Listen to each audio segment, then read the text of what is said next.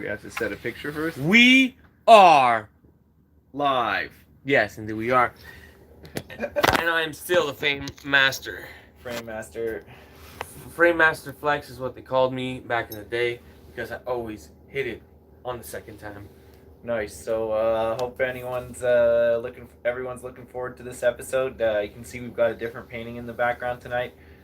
Something fresh for y'all to look at because I'm wearing like the same jacket again. Because I still have a few of these in stock. Go to my website and check it out. Super high quality, nice summer jacket. Oh, you thought you were the only one? I don't have them in stock, but Richie Rich, bitch, same place, but cooler.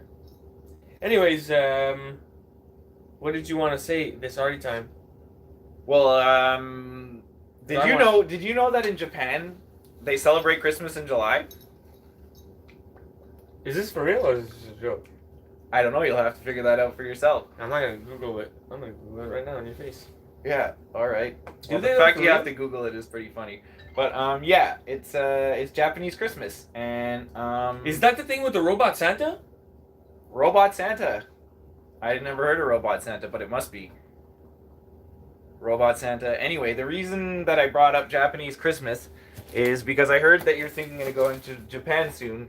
And so I wanted to get you a Japanese Christmas present. So these, my friend, are for you. These are the only pair of shoes with this design, in this size, in the entire world. And they're yours. So here you go. Oh my god. Did you open it already? Okay, cool. I did, to make sure I was giving you the right size and the right design, yeah. You are hilarious.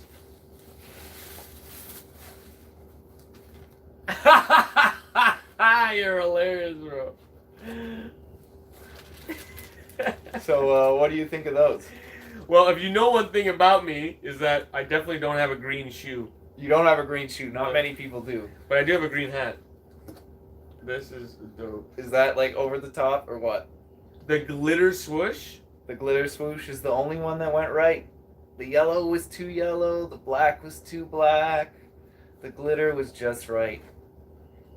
And the laces are yellow or white? I don't remember what laces I got you. What are they? They're yellow or white. Alright. This is amazing. Not bad. And These are custom Vans. Now, and for where's any the artist, painting? Where's the painting right here? Which one is that? That painting I did as a custom painting for somebody in Australia. It's called Citrus Maelstrom. And it was inspired by, like, he asked me for oranges and white and green, and like I think he asked me for yellow and white and green actually, and I told him I was going to throw some orange there to make everything else pop a little bit more, and it ended up he really loved the painting, and so did I. It's one of my personal favorites. I love green. Green's one of my favorite colors, so when I made these shoes, I basically made shoes that I would want to wear. And I hope that Germ would want to wear them too, and maybe you too. I'm going to have a couple of pairs of these that I'm going to put up on my website soon. They just arrived today, so I didn't have a chance to set them up on my website before we went live on Arty Time. But they'll be up there in a few days, and if not sooner. So keep an eye out. Check if your size is there, because I only have one pair in each size, so got to grab them fast when they're up there. So they're Vans. They're actually made by Vans. They're suede and leather and canvas print of my art. Yeah. No, this is really cool. Did you know you could do that? Did you know that you could go on the Vans website and put your own art on Vans shoes? Well, yeah, because you had made them before. You knew, yes. Yes. All right. Because you had made a pair. So here, it's bothering me again that this frame is like.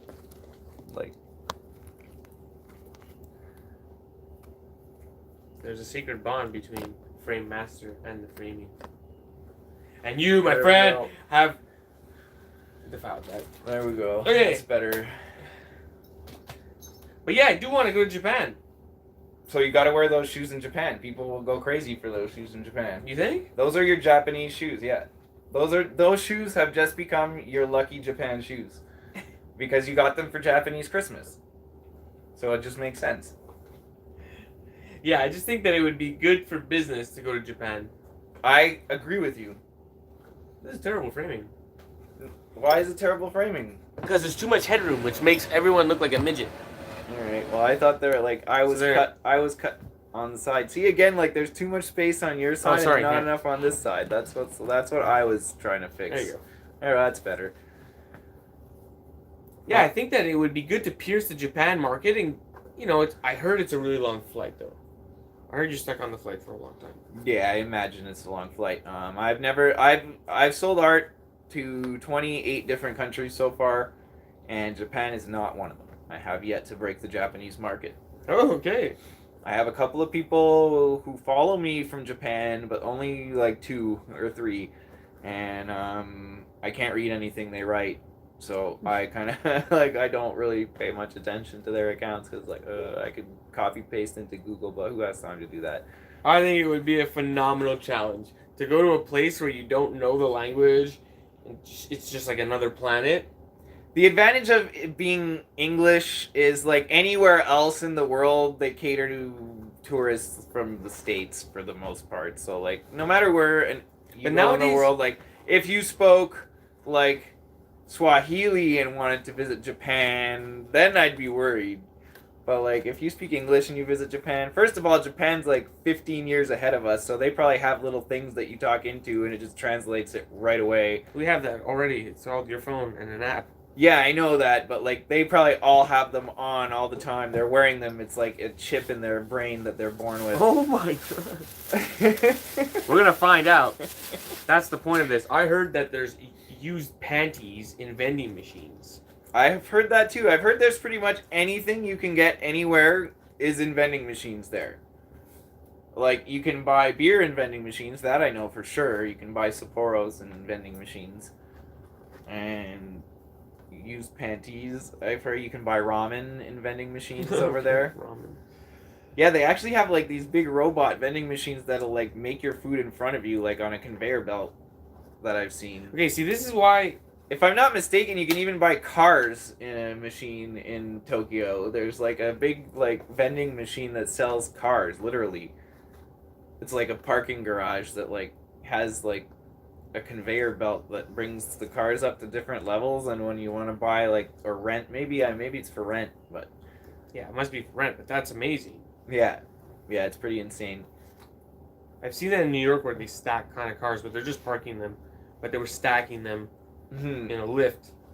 Yeah, no, in this situation, maybe it's Dubai, but it might be Japan, it might be Dubai, but I know I've heard this that there is a vending machine for cars, which brings up another cool thing. Like I know that you've seen artists do vending machine type of things, and I know that we've had conversation about it in the past. Like, and the reason I bring it up is it's just one of those little cool things that like is kind of out there. That's like, cool to do. Put a little patch of your art in a vending machine. Buy a vending machine. First of all, a vending machine costs like, $100, bubblegum style, yeah, like $100-$200. The empty eggs for them cost like 50 cents each or something, or 30 or 40 cents each. Maybe less if you buy like 500 or 1,000. But my point is something fun and memorable. It's an art piece itself. Yeah, it can be. It's just the whole machine is an art piece, and the pics of that, and the fact that it stands its ground, and is a visual performing its visual thing. That's awesome for an artist. Yeah, and I think in a case like places like I'm really strongly thinking of buying one, which is why I kind of brought it up because it's cool the conversation went that way. Just because of like all the family events I do a lot of events where there's like it's not necessarily just an art event; it's a community family vibe type of thing. And I think that having that little bubblegum machine would attract kids, which would attract the parents, and it would be just something fun and memorable for people to come by and maybe have one of the eggs where like, oh, this painting here is there, and one of the eggs you win it. Something like that.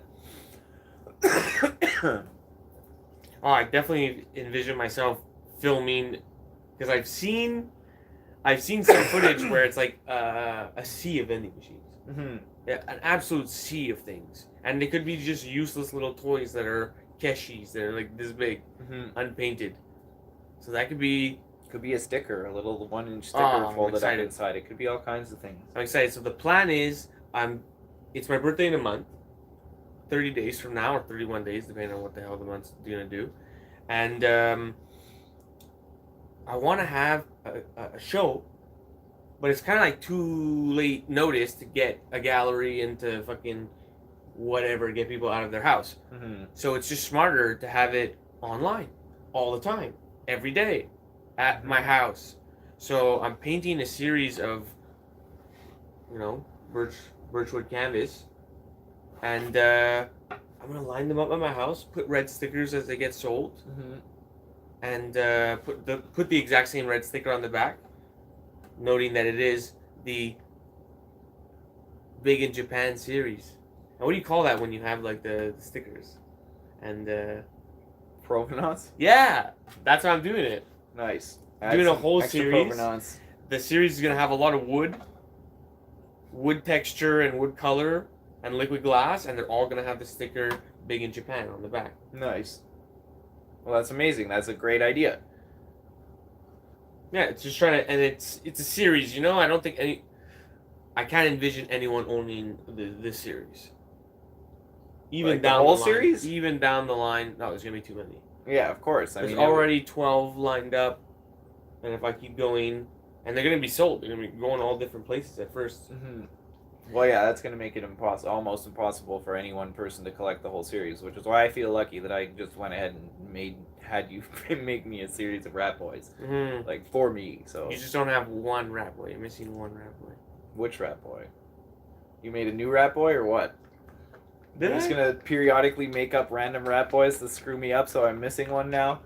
Well, no, I gave you the print, so you have the. Because you actually made me one other Rat Boy too that doesn't exist anywhere else. Yeah, so that there was 9. Yeah, exactly. So Costa Rican Rat Boy. I'm willing to like be missing one to like have the one that no one else has, and to have the very first one of that. Like, I literally thought about it. If there's one I'm bringing back, if I'm gonna paint a Rat Boy, it's gonna be the new one, the one that you have. Sick. So yeah. So like, what else is going on in Germ World this week with our career? That's it. I'm just unveiling the whole. I want to go to Japan and buy some paintings. Nice. And Have you sold any art this week? Yes, I sold art. Nice. I did too. I sold a painting, and it's awesome. It's a great feeling. Thank you, Brian, for that support. It's going out to the United Kingdom. So it's actually going to an American Air Force base in the United Kingdom, which is pretty cool because I don't have to pay overseas shipping because the address is as if it's an American address, which is pretty cool. I never shipped to like a military base before, so that was interesting to find out because I was a little confused. He's like, I moved to the UK, and I'm like, okay, so what address do I use? And then he sends me an address in the USA, and I'm like, but I'm confused. You just said you were in the UK, and he's like, no, my wife's on in the Air Force, and we're on the Air Force base here, and because she's a member of the military, when they're overseas, they don't have to. Like their family wants to send them stuff, they don't get charged overseas shipping because they're giving their service to the country, so they get charged, like anything that gets sent to them from within the United States gets sent like American pricing, and this did for me too, so that's awesome. And he was happy. He ended up saving some money on the shipping that he thought he was going to pay more. I was like surprised about it because I thought it was going to, like, I don't know, man, if it's all the way over there, like I don't know what the zip code's going to say when I type it in and what kind of code I'm going to get, but it was interesting. That's one of those cool little situations where that happens when you're selling art and talking to people. Like, you learn about weird things like that. You have to talk to people and be like, okay, cool. I didn't know that foreign military bases had American zip codes. Cool.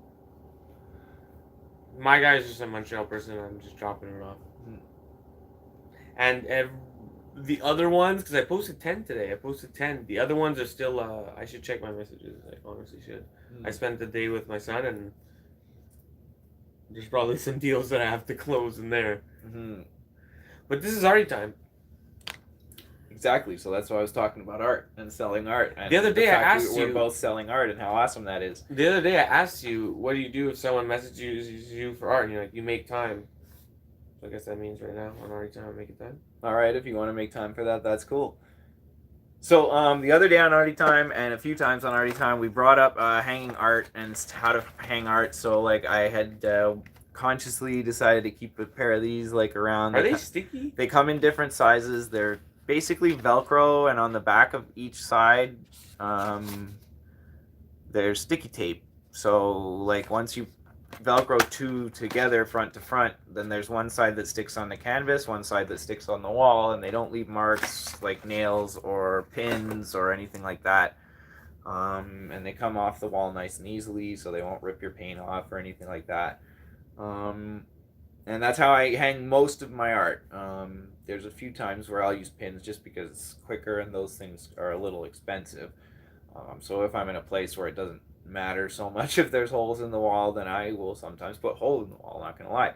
But there's also lots of times when I want to hang my art temporarily, like the time I had my art hanging in the yoga studio, I used mostly those to hang it so that it wouldn't damage their walls and stuff like that. So it's a handy thing to know about, and they're very convenient.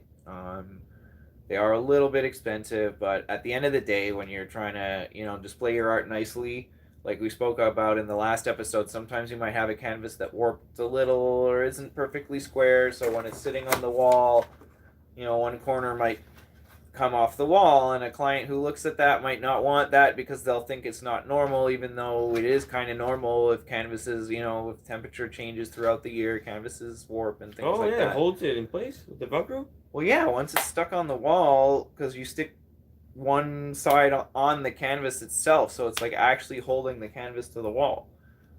So and it's that sticky. Yeah, I mean you might have to use several of them. It's not. They're showing a wood frame here. Yeah, I mean I've hung 4x4 foot canvases with 9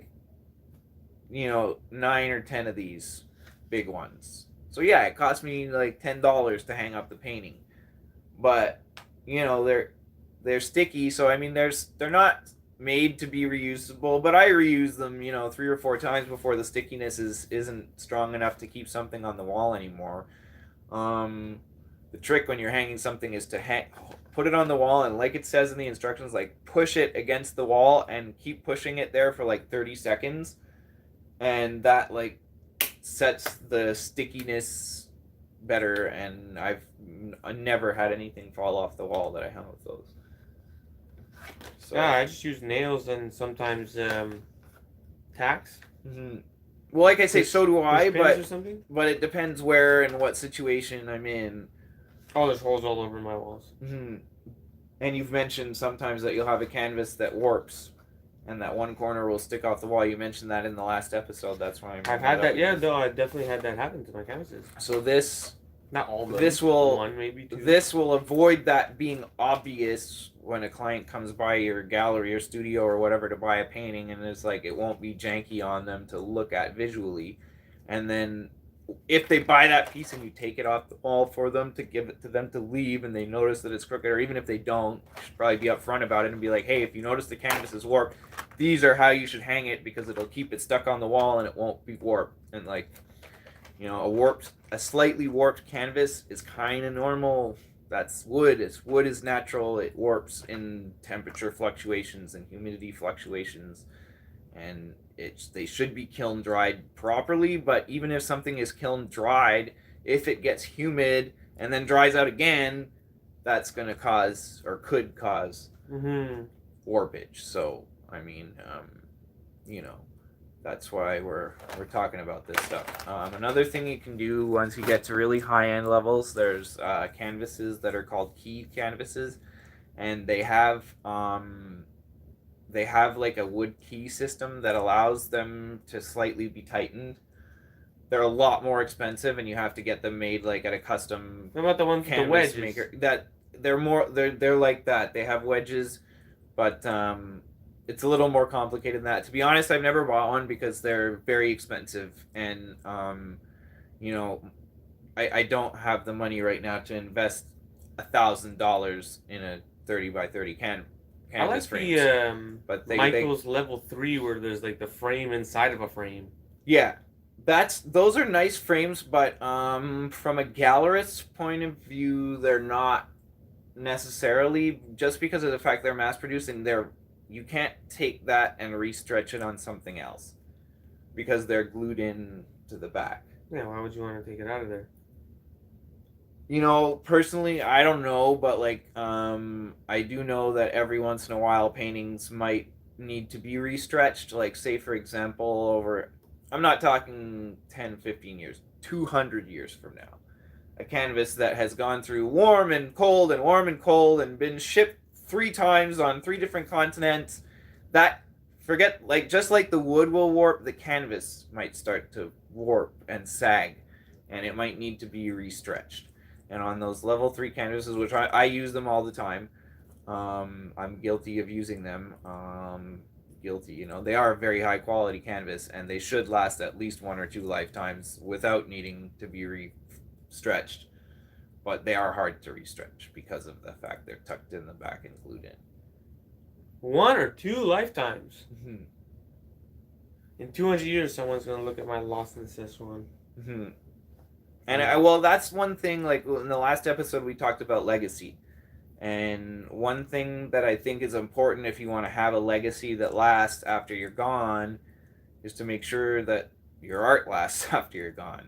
And you know, just like we talked about, you know, people want to get art in a frame already. If it's they don't want to worry about extra things. Like the less they have to worry about, even long term, the better.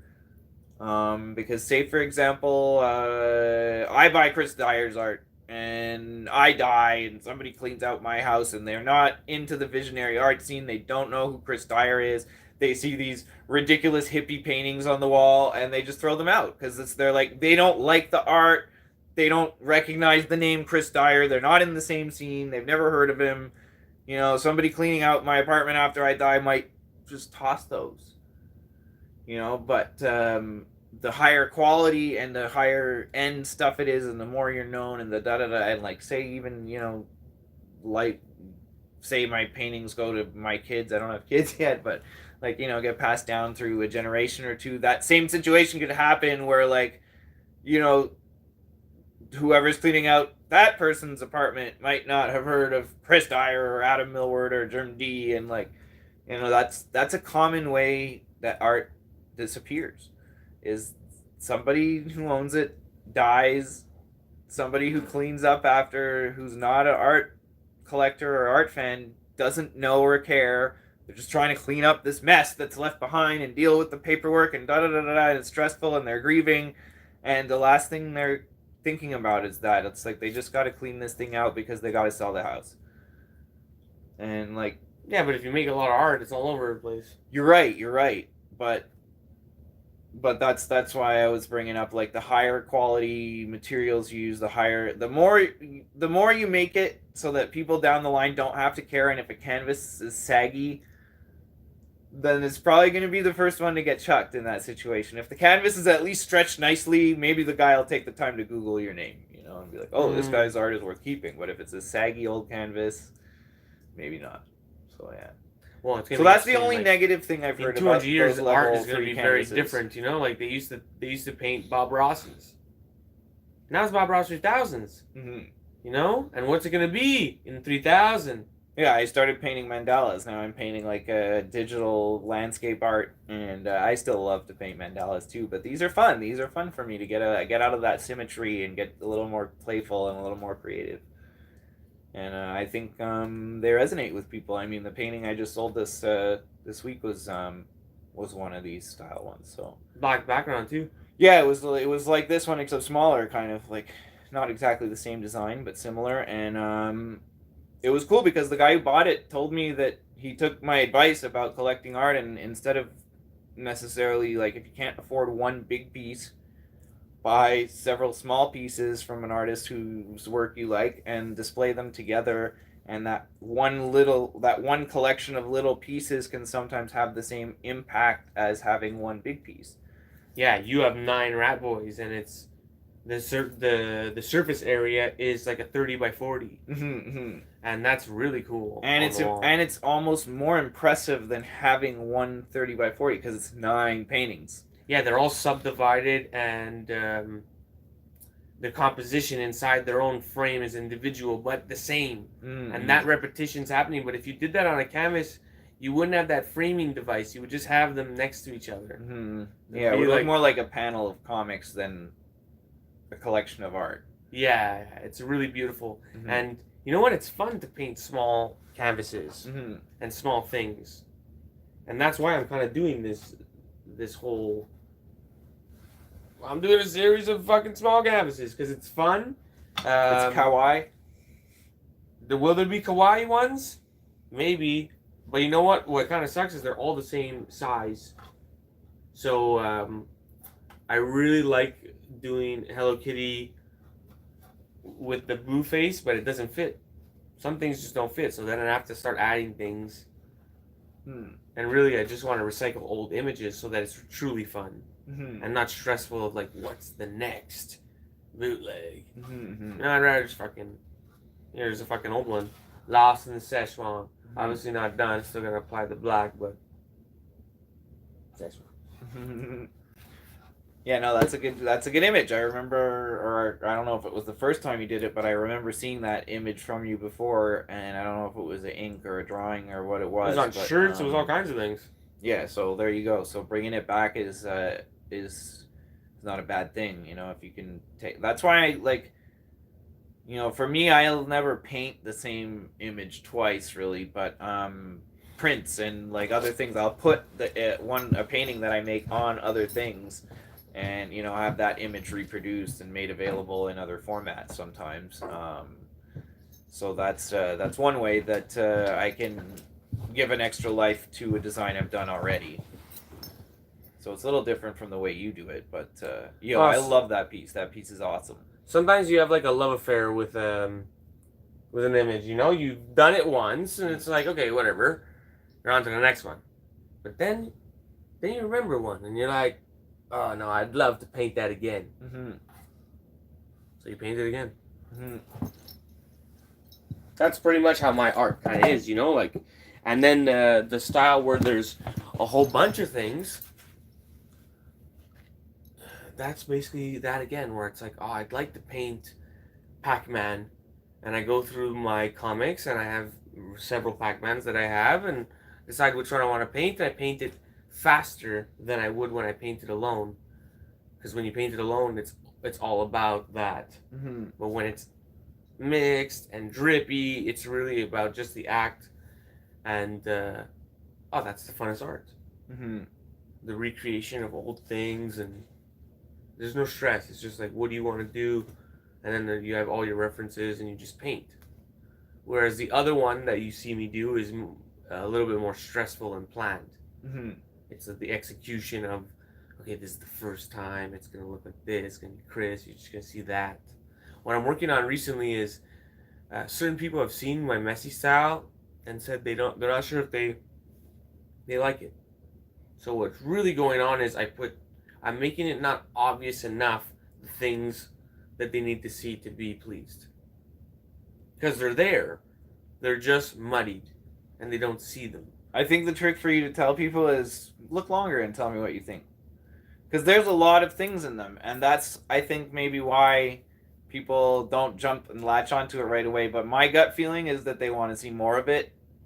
That's my gut feeling. Because there's so much to look into them that, like, it's the type of thing where once you own it and you see more things in it that you didn't see right away, like, that there's that, like, that aha again and again a few times from the same piece. And that's a cool effect. That's an interesting effect that I like as an artist to give people and to have done to me. Like when, like, for example, in Chris Dyer's art, where you look at them under a black light and there's a whole other dimension to them. Like, that's really cool to me to have that experience where, like, okay, I have this thing and now I just change a light and, like, wow, now it's this whole other thing. And, like, you notice, though, like, maybe when I have it under the black light, I'll notice things that I didn't notice when I saw it hanging on the wall at Chris's when I first bought it. So it's kind of similar. Well, I really believe your messier that pieces, because they have so many elements where it's like, oh, like, if you would, some of them are when I go to a museum, forward, and like, when I go to a museum, I could see my paintings in a museum, but the only one that has a place there. It's like, what are you doing? It's like there's a hand, and then there's like part of Adam's face and like a little bit of Germ and then like some video game art in the back. Like that's what your mishmash art is like. It's like there's like things and you kind of want to look past them and see what's behind and like what's the whole deal like. And for me, that's what I like about your kind of mishmash style of art. I think that's the only one that has a place in museums and stuff like that, because it's truly what fine art is. It's layered. It's the act, and it just so happens that it's also pop and iconic. But it's definitely like most of the art that's in there. When I go into a museum and I check the art, it's not illustrative and graphic. It's just not. They stray away from that.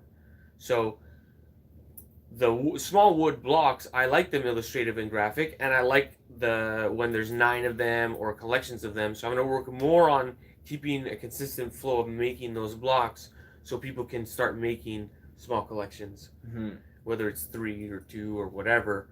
And it's also good for business, because once people buy one, it's not like over. It's the beginning, and that's super good for business. Yeah, it is. Definitely. But if I change size all the time and I'm not really helping my cause. Yeah, I've personally, I really like doing a small painting just because I get that sense of satisfaction of having completed a painting much quicker than doing a big painting. It's just faster. And it's more affordable for people. Long term, selling a lot of small paintings isn't as good as selling a few big paintings for a few $1,000s, like for an artist's career long term.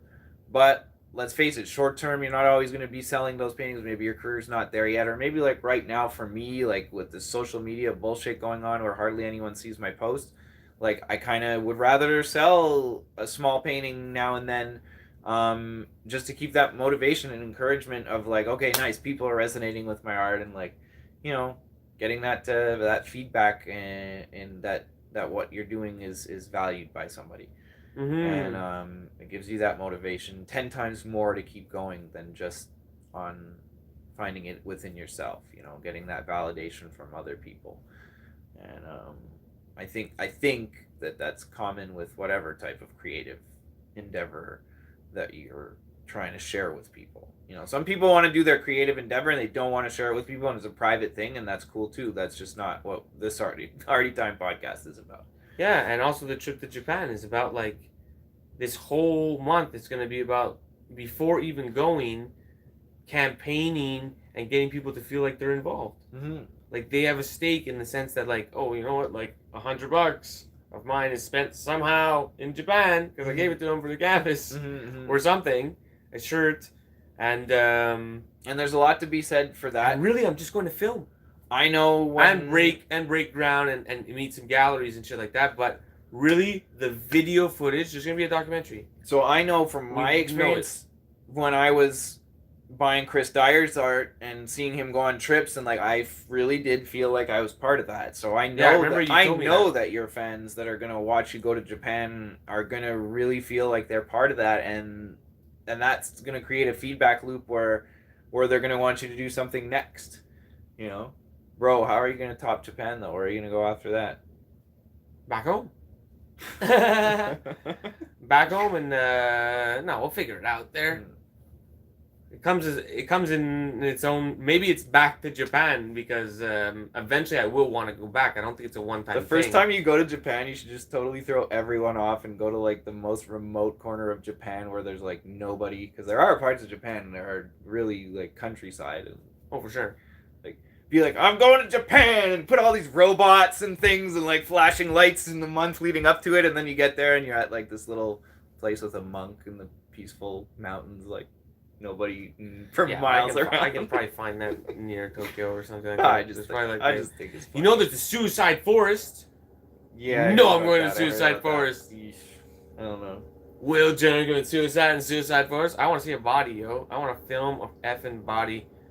And that's why I can't go to China, the land of the bootleg. Because they're just going to give me a hard time. Just the fact you said that might get this whole video that we did banned. Because there was a whole thing about the YouTube guy that put the Suicide Forest videos on YouTube, and he got banned from YouTube permanently for showing a body hanging in the forest. So yeah, if you do find any, please don't show the footage on Arty Time, because I'd really like to not have your channel or mine permanently banned from YouTube. No, this will be on Instagram stories. Live bodies hanging in the forest. Tune in by Art. Help me pay for, I don't know, the Uber there or something. It'd be cool if it really works out, because right now I have 12 canvases. I'm gonna crush them. That itself pays for the flight, and then if it goes well, y'all rent a car out there. I have a license, Canadian license. Yep. Or maybe a motorcycle. What do they know? What do they know? Can you rent, bro? Isn't there a place where you can rent go-karts and dress up and the Mario costumes? I'm pretty sure there's a place in Tokyo where you can, or maybe it's in Kyoto, I don't know, but there's a place where streets with it. Yes, you can. They literally rent you the Mario Kart character costumes and the go-karts, and like they take the group of you out and you're driving on the streets dressed as the Mario Kart characters. Dude, Japan's another place, man. They have fucking weird things like that all over the place. I'll film other people wasting their money doing that. I want the Harley Davidson. I don't know. Or a bike, yo. I just want to throw a banana peel at someone out of one of those go-karts, man. That'd be pretty cool. I think it'll be quite interesting. And that's why I want to go. What else is there to do in life but to do something? I think the whole stunt is the art piece, you know? And leading up to it, and then you're there. It's going to be hilarious. And then that's it. I mean, I've never been to Japan. Japan in 10 minutes documentary and have a 30-minute version too, and I've never been to Japan, but I have watched like Anthony Bourdain go to Japan, and like, you know, a few other Japanese travel shows, and like there's some pretty intense things there.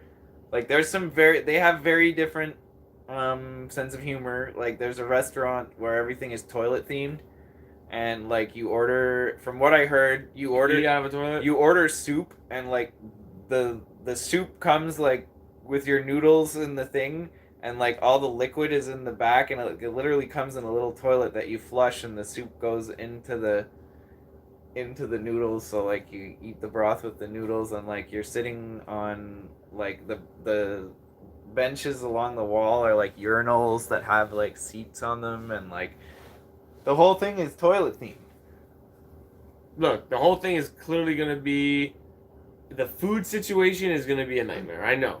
It's going to be for anyone on keto diet, I don't know. Probably everything there is super low carb. I'm pretty sure Japanese diets are low carb. Is it fish? Fish, seaweed, seafood.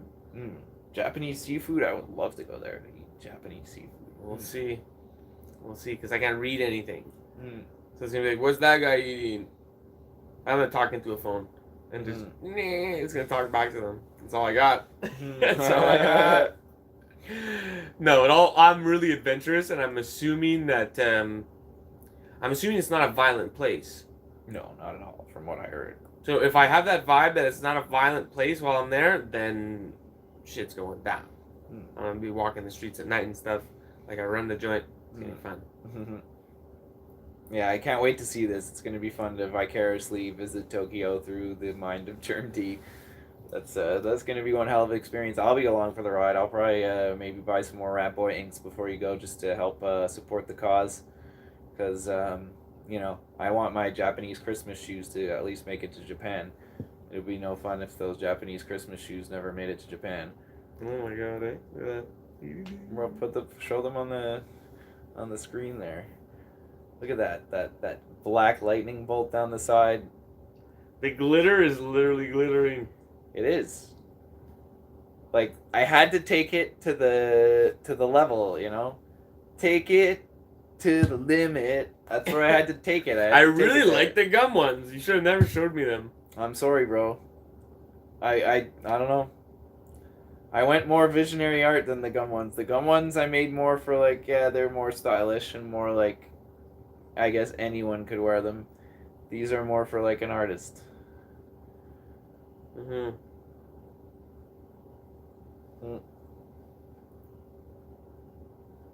I'm stoked to wear my pair. I can't wait to wear my pair. These are gonna be like my St. Patrick's Day shoes.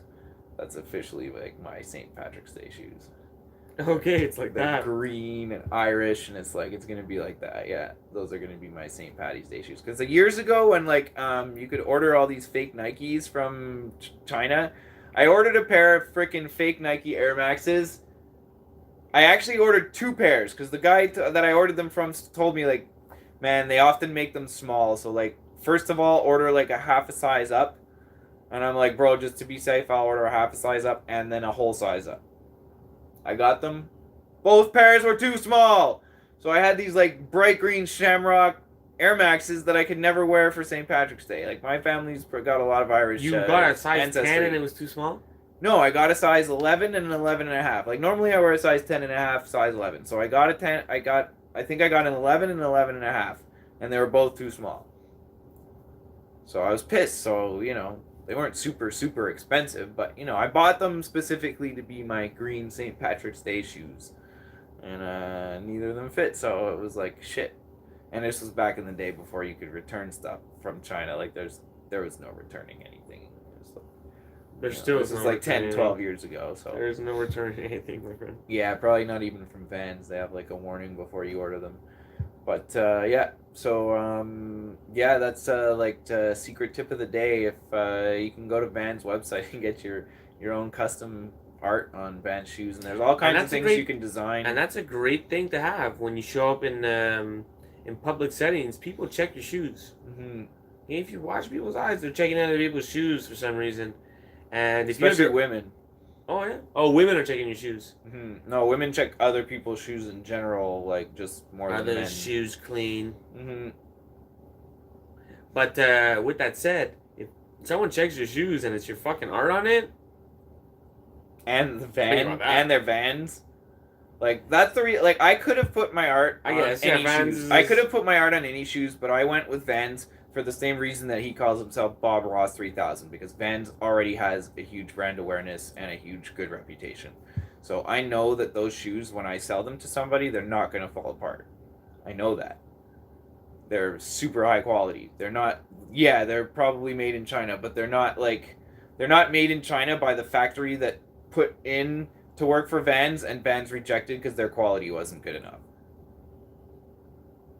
They're actually the factory that Vans decided to hire, and that's why they have Vans brand on them. And it's awesome that Vans allows artists, or anyone, if you're not even an artist and you just want to have, make your dad a pair of shoes with your face on them, you can put your picture on a pair of Vans shoes and be like, here, Dad, here's some shoes for Father's Day with my smiling face on them.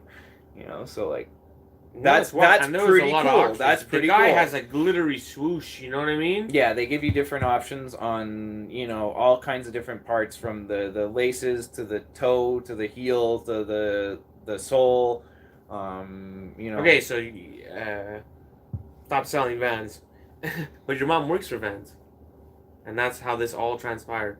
Well, she's retiring soon, but she doesn't actually work for Vans. She works for the company that owns Vans. No, I'm just putting context to why you're like big up seeing Vans so much without getting a paycheck.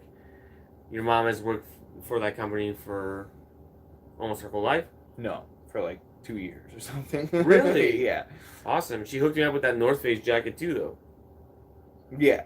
The company that she works for, I forget all the brands they make, man. They make a lot of brands. They make North Face and Timberland and Dickies. And so Vans. You got it on the cheap, and that's why you have boxes and boxes in different sizes to resale. But for normal people, if you're listening, it is kind of expensive. So you're basically getting one to show your art on a shoe. And well, the whole thing is I didn't want to release the fact that my mom works for Vans and all of that stuff that you just told everybody. But yeah. Why? Why not? That's how you got it on the sick deal. Yeah, but I didn't need everyone else to know that. But now everyone else knows that. So that's how. Well, no, that's the truth. So that's how you resale. The truth is you're gonna go there and you won't be able to resale, but it's still worth it. Mm-hmm. It's still worth it to have your art on a shoe. Look, I probably should have got a shoe, eh? You probably should have. You have like 5 days before my mom's retirement party, so like you gotta get on that ASAP if you want a pair. Yeah, say no to drug shoe. That could be funny. It could be. Okay, I'll look into it. Like after we get off the podcast, go over to the computer and design the shoes. Like, send me money and we can do this. How? Oh yeah, have to talk off.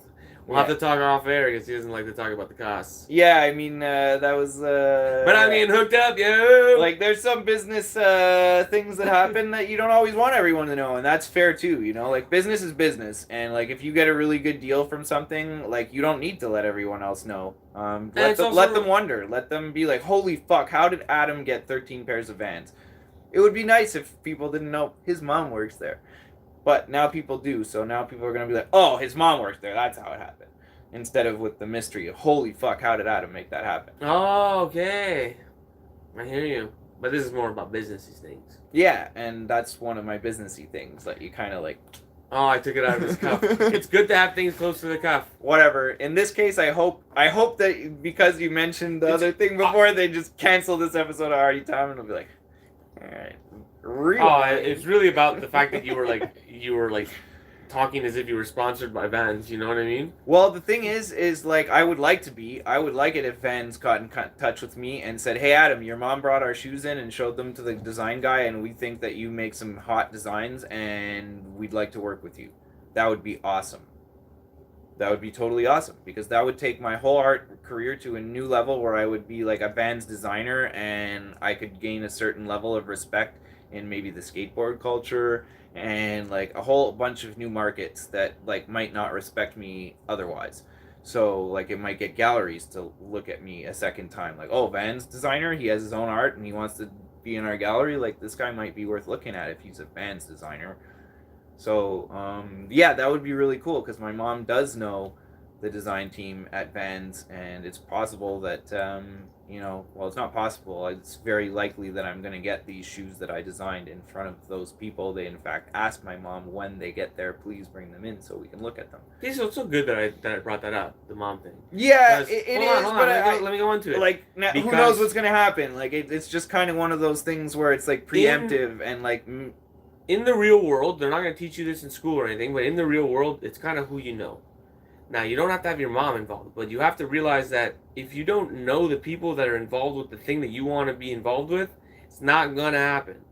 They're not going to be like, hey, who's that rat? Go digging and find you. It's not going to happen. So one thing you can also do, it's important to go to aware. Vans store, okay, go for it. Hang around with a Vans employee, ask them where they go after work, meet them, buy them a drink or two, and be like, hey, I'm an artist. Want to help me out with that employee discount? Like, I don't know, like, it doesn't have to be your mom. There's ways to, like, make things happen. Oh, because they have employee discounts. Yeah. Oh, they all do? Yes. Okay. Like, did you ever work anywhere that didn't give you an employee discount? I mean, that's like... I worked at an IGA and they didn't give me any fucking discounts. You didn't get an employee discount on your groceries at IGA? No.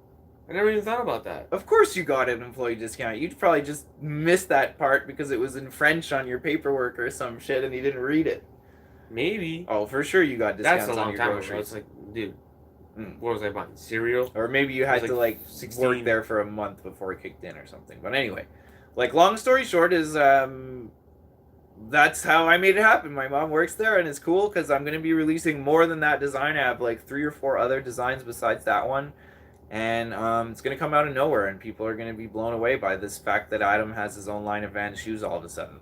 Mm-hmm. And that's amazing because I honestly feel amazing when I put a pair of shoes on and it's got my art, and then I put my jacket on and it's got my art, and I've got my shirt on and it's got my art. Like, there's something very empowering about that, especially coming from where I came from, where I was a scammy telemarketer for 17 years, lying to people on the phone about how well their ads were going to do on websites that nobody visited. And feeling like a piece of shit about myself at the end of the day. And, having to wear a suit and a tie and, like, be this person that wasn't me. And now when I walk out the door wearing my own clothes and, like, doing something that I'm okay with at the end of the day, like, I respect myself when I look in the mirror because of what I'm doing with my art and everything like that.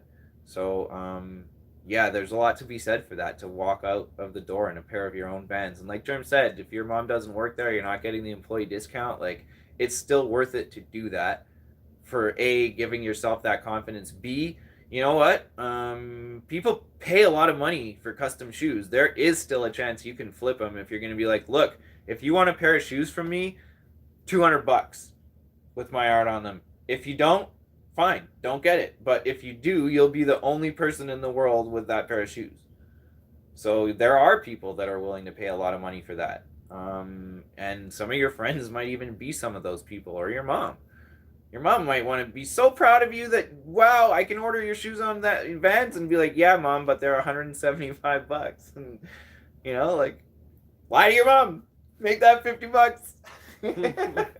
But like, you know, so that's another thing. If your shoes are, if you have that one pair of shoes and it's on a pair of Vans, it's different than than On a Suki. on a random China factory. You have no idea what quality you're getting when you order them, and then they get there and the image is all blurry and the leather is plastic and the sole falls apart 3 times after you wear it, you know. So No, it's really cool, and so there we go. Like that's the Vans thing. they're not paying me to say anything more than that. No, it's all good. They're not paying me at all, but I don't think they need to pay me because I got an opportunity. I got an art store coming over to my house to I don't know, they want to film, but they're also looking to sponsor me. Is this Hashem? Yeah, they're coming to my house. Awesome. When is this? I didn't hear about I this. told them that I'm free Thursday or Friday. Nice. So I want to hear more about that. That's amazing. Well, they're gonna come and I'm gonna be doing the Big in Japan show at my house, so they're not ready for what they're about to see. Mm-hmm. Because I'm gonna totally just fool them and like make a scene, Nice. and then use the fact that they're there filming for my filming. Well, yeah, for sure. This is the Big in Japan gallery. This is gonna be a legit thing. There's press coming. You know? When I got interviewed for the CTV News in Montreal, Oh yeah, I should call that girl. I took pictures of her and the cameraman with me, and for sure I posted them up on social media before the interview aired. Like, here, look, guess who was at my house today? And everyone English in Montreal knows who that you're reporter an is. absolute genius. I'm calling her. I'm gonna call her up. Do it. Well, it's just on Facebook, eh? Yeah, So, she's Facebook. I don't know if she's on Instagram a lot. This is I another got story in touch with her on Facebook. about Adam's mom. Well, I think we've told this story before. Whether your mom saw her say that Yeah, people reach out. the entertainment reporter on the CTV News which is the main English Montreal news channel. Her name's Christine Long, and she was interviewed on the radio when my mom was driving to or from work. And somebody asked her, "Hey, Christine, how do you find all these interesting artists and entertainers and musicians that you interview?" And she said, honestly, a lot of them send me messages on Facebook. And so my mom told me this. She got home and she's like, "Hey, I just thought you should know that Christine Long finds a lot of the people she puts on the news through Facebook, so you might want to send her a message." So I did. And I told her exactly what I just said. I'm like, "Hey, my mom heard you on the radio saying that you like it when artists reach out to you. So I'm an artist and this is what I do and I'm just reaching out." And she wrote back to me and she said, "Are you free Friday?" And I said, "Yeah." She said, "We'll be there with the camera at 11. And I was like, "What?" Like, I went from this shot in the dark to, like, we're being there at your house on 11 and we're putting you on the news tomorrow. So, like, it was amazing. But if I hadn't taken that step to actually reach out, because there was a big part of me that was like, oh yeah, for sure, like, for sure she gets 10,000 messages and she's never going to read it, especially now that she said this on the radio. And, like, so, you know, there was part of me that wasn't going to do it and didn't want to do it. But I did. And I got on the news in Montreal, and it was amazing. It's that easy. Yeah. You just gotta know the right people, and in this case, just you reach out, and it's all good. Mm-hmm. In this case, it wasn't even knowing the right person. It was just taking the right opportunity. Yeah, I guess I'm lucky I know my mom, who listens to the radio station that Christine happened to be interviewed on the way home from work that day. But that's one of those things. But you know who's on your local news doing that shit? Facebook them. Yeah, look them up on Facebook, look them up on Instagram, say hi. Christine Long on this. Yeah, like, I don't know who your local arts and entertainment reporter is, whether it be for your newspaper, whether it be for your local news, or whether it be for, like, a radio reporter. They're all worth looking into. And, because it's good for promo, too. You take pictures while you're there, and that adds credibility to your art. But on the other side of the coin, it also means that they don't have to work as hard. Like, you're making that reporter's life easier by giving them the story. So it's like, if you know, if at your job, if somebody's like, "Here, I'll do half the work for you," Are you going to be like, okay, cool, I'll do the job where I have to do half the amount of work? Well, a lot of the reporters are going to be the same way. If you give them the story and give them the opportunity instead of them having, to pay attention to their contacts at bars and, wherever, who's coming to perform and this and that and the other thing, they very well might take that opportunity to just like make their lives easier and interview you instead of whoever is coming to the bar to play music next Thursday night or whatever. So it's worth reaching out. Local reporters love dealing with local people. That's what they're reporting about. So, if you learned anything this Arty Time, it's get on TV or whatever. Get on TV and radio. Get yourself some Vans shoes. Yeah, because it's good. It's good for your art. Mm-hmm. Or go to Japan. And go to Japan. Yeah, in that order. Get on TV, make Vans shoes, and then go to Japan. That's what makes you famous. And okay. Somewhere in between. That sounds like the actual plan that I'm actually going to be carrying out. So okay. And somewhere in between, like bootleg someone's famous and associate them with yourself, and we're good. Like I collect Chris Dyer's art. This guy's Bob Ross 3000. So like that's how it works. So are we at an hour yet? 56 minutes. Are we gonna stretch it to an hour? Do you have a lot more to say? I mean, we can stretch it to an hour, but no, I want to get on this whole Big in Japan gallery thing. I got things to paint. I'm going to Japan. Yeah, I'm working. Mm-hmm. I like it. It's like a play button up here. This yeah, it arrow is. thing. It is. Press play. That's pretty cool. Yeah. No, that's why I wanted to switch it up. We've had that same painting behind us for too long. It's not like I don't have other paintings we could switch out. Mm-hmm. And like, I'm wearing the same jacket, and I've probably worn this shirt in podcasts at least once or twice before. So like, give the people what they want, and they want it all the time. It's not the same painting. One's a mandala and one's a video game style. Huh? Same colors, you mean? No, the same shirt. I said, like this jacket is the same, this shirt is the same. So give them something different. Oh, okay. The painting. So there we go. We switched up the background for you today. We had a Japanese Christmas. Thank you for those shoes. And we learned all about Vans and how my mom works for them. And that's pretty funny. Like the whole you shouldn't have told them. Well, whatever. I also could have told you, please don't bring that up on the podcast. But whatever, it's been brought up now. So there we go. So if any of you buy those shoes, because I don't have to charge like ridiculous $200 prices because my mom works for Vans, and you do order my shoes, then say, hey, thanks, Adam's mom. And I'll pass on the message, and she'll know that you guys appreciate the fact that she helped hook that up. So, yeah, I don't have to pee, but I'm getting freaking thirsty, and I don't have anything here to drink. So, I think I'm gonna go get something to drink. Can wrap it up, and yeah, I don't even know how to stop this, so I'll let you do that. Are we cool? Yeah. All right. Look forward Peace. to Arty Time. Arty Time. Arty on. Excellent. Arty on, everybody. See you next time. So I'll be doing the Big in Japan gallery for the next 30 days. Check it out. Whenever you're listening to this, I don't know, go on my page. I'm going to have pictures of all these little wood blocks and what it looks like to have a series of them. So, starting with Adam's Rat Boys, which I'm going to take a picture of right now. If you want, I'll bring the podcast in there and we'll get it to 1 hour and we'll show that on the podcast. I thought we'd shown that already. Really? My room's probably a mess. Okay, give me a sign if it's a mess. And we will not go in there. It's off limits.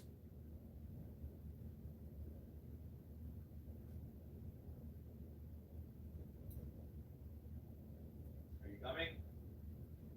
Yes. Alright, let me show you guys what 9 Rat Boys look like. Also, pause for a second to show what a whole bunch of Vans boxes looks like. Yeah, I'm going to turn the camera if I can. Can I? Yes, I can. Way better. Filming. Oh, dang, it's a big painting. Where's the boxes? Here. Oh. Ooh. Big pile of shoes. Okay, so he wasn't kidding, yo. And there's more on the way.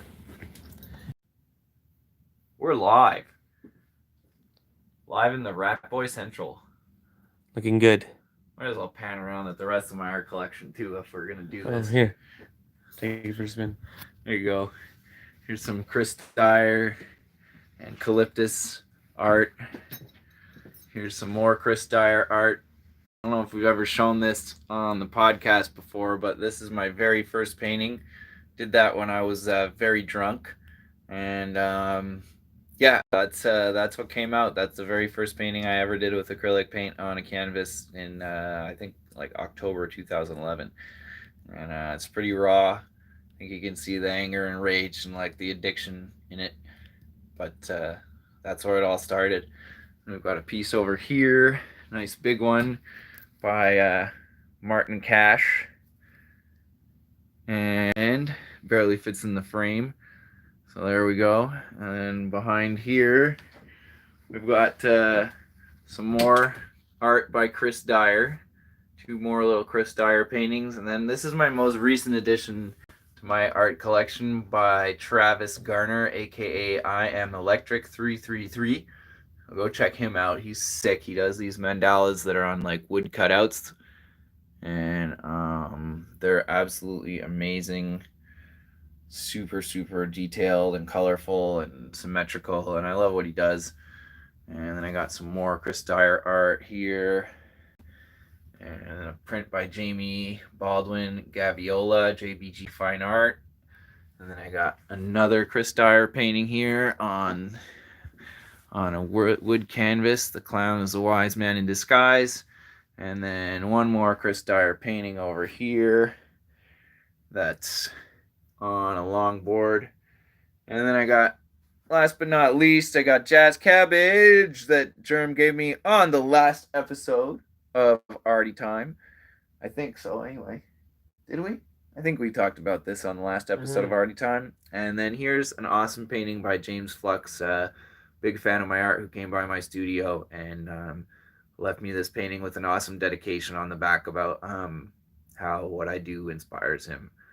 And it was one of the most touching moments I've had in my art career. So anyway, that's about it for the tour of my art collection for now. So I guess we'll let you go because I'm thirsty. And that's about it. How do we turn this off, Germ? At X, top right. Already on.